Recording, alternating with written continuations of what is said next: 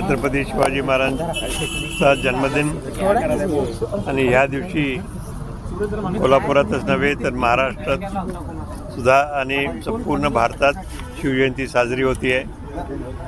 आणि ह्या दिवसाच्या माध्यमातून आपल्या सर्वांना शिवाजी महाराजांच्या विचाराचा आचाराचा आपण लक्षात घेतो आहे आणि त्यांचं कार्य प्रत्यक्षात जनतेसाठी कसा त्याचा उपयोग करून घेता येईल, काय काय केलं पाहिजे ते आपल्या सर्वांना लक्षात येऊ शकतं।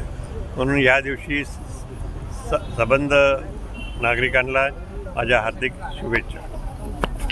राजकारत्यांना काय सल्ला द्याल? कारण शिवाजी महाराजांच्या घालून दिलेल्या पायवाटांवर चालताना राजकारते दिसत नाही अशा प्रकारचा आरोप केला जातो।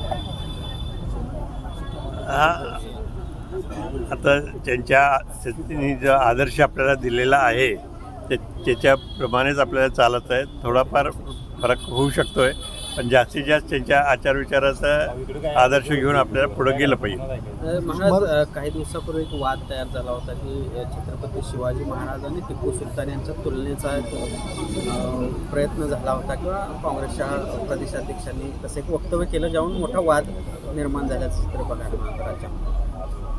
मला त्याबद्दल एवढंच वाटतं आहे की छत्रपती शिवाजी महाराजांच्या कार्याचा आदर्श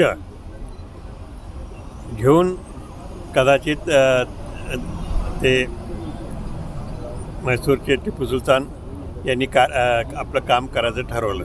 कारण आपण ब्रिटिशांच्या विरोधात लढत होतो तेव्हा ब्रिटिशांच्या लढत असताना